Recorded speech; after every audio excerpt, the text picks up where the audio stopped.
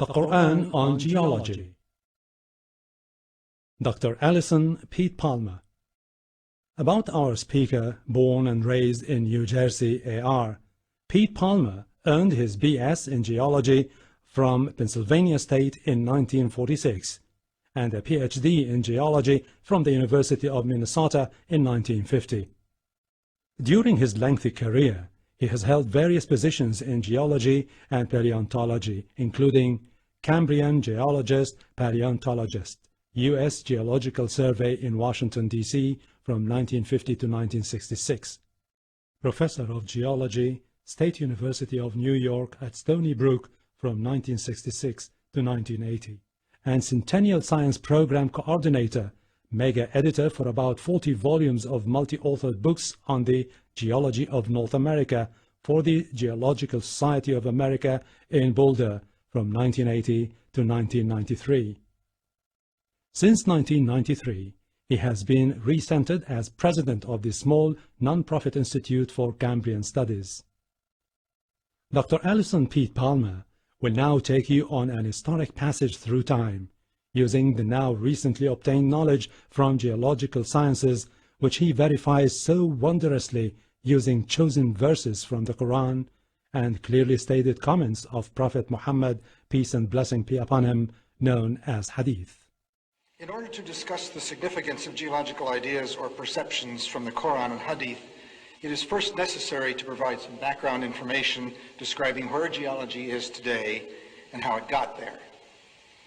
Geology began as a science slightly less than 200 years ago. Although various geological perceptions date back to Aristotle over 2,000 years ago, these perceptions were never integrated into an identifiable science until James Hutton recognized the implications of the now famous angular unconformity at Sicker Point in western Scotland in 1788. The Earth's crust was deformed, and these sediments, now cemented into rock, were tilted, and a plain was developed by erosion across their upturned edges. More sediments, a minimum of 2,100 meters thick, accumulated on this plain and in the course of time were cemented to form rock. Erosion of this thick series of rocks, which is still in progress at the present time, has cut a deep canyon through these rocks, exposing the evidence of their history. This deeply eroded land surface is essentially the only land surface that human beings have ever seen. But what a magnificent history is revealed. The vastness of this history is clearly demanded by the logical implications of the angular unconformity. This evidence that the Earth had a long history far beyond the memory of man was the basis for the science of geology. In the 2 centuries since Hutton saw and understood his angular unconformity in Scotland, geologists have been busy unraveling this history. The unraveling was helped by several additional fundamental but simple ideas. First, shells, bones, and plant remains found in rocks were recognized as records of life of the past. By the early 1800s, it was further recognized that the record of life in the rocks was different than it is today, and that the further back in time one went, that is, in lower and lower layers in the sequences of layered rocks, the more different the fossil record became. Thus, an empirical succession of geological ages was established. Each age was characterized by different assemblages of fossils found in the rocks. What do the Quran and Hadith say about all of this? Some key words from various parts of the Quran and Hadith have interesting implications. According to Surah 29, Ayah 20, God says, "Walk through the earth and see how God did originate creation." The story that I have just presented is the product of thousands of geologists walking through the earth, observing and thinking about their observations, primarily since the early 1800s. Next slide. Surah 79, Ayah 31, discussing creation and the earth, states, "He draweth out therefrom its moisture." Although this seems to be in a context of springs because the following phrase mentions pastures, it is permissible to consider that this refers to outgassing of volcanoes early in Earth history. Volcanic gases include large amounts of water vapor and carbon dioxide. We believe that volcanoes early in Earth's history were the sources for the oceans and the atmosphere, an understanding only reached within the last century. Next slide. Surah 79, Ayah 32 states, also in the context of creation, "And the mountains hath he firmly fixed." Similar mention of mountains is found in several other surahs. It is permissible to interpret this to imply that mountains are rooted and that modern geophysics has established deep crustal roots for the axial parts of mountain systems at converging plate boundaries.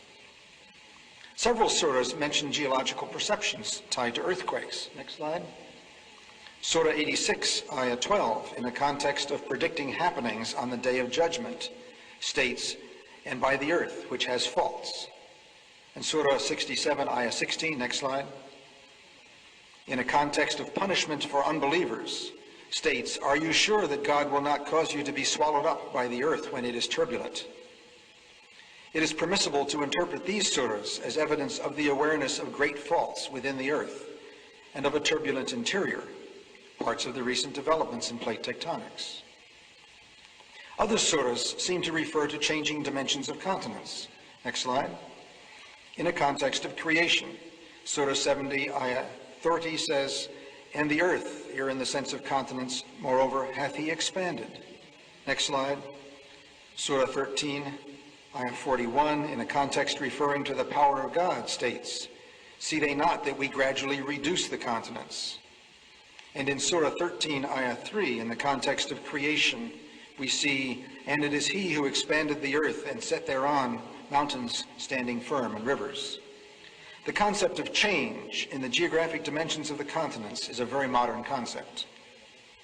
Perhaps the most intriguing thoughts are from a hadith in Sahih Muslim, where Muhammad states, as one of the signs of the coming of the Day of Judgment, next slide, that Arab areas will return to being fertile and green and with rivers.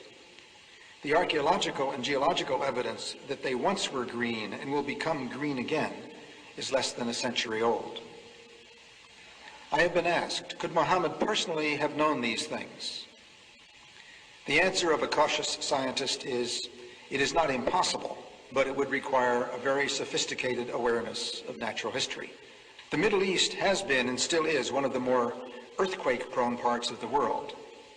Oral tradition may have mentioned fractures opening during earthquakes, and certainly the earth trembles as if its interior were turbulent on such occasions. In summary, the Islamic texts can be divided into three categories related to the past, the present, and the future. References to the past are expanding and shrinking of the earth, fixing of the mountains, deriving moisture from the earth's interior, and description of the past climate of the Arabian Peninsula. References to the present are the presence of great faults, a turbulent earth interior, and changing dimensions of the continents. References to the future are predictions about the return of better climatic conditions to the Arabian Peninsula. What is the significance of these statements made 1,400 years ago, long before the beginning of the new science of geology? We need research into the history of early Middle Eastern oral traditions to know whether, in fact, such historical events have been reported. If there is no such record, it strengthens the belief that God transmitted through Muhammad bits of his knowledge that we have only discovered for ourselves in recent times. We look forward to a continuing dialogue on the topic of science and the Quran in the context of geology. Thank you very much.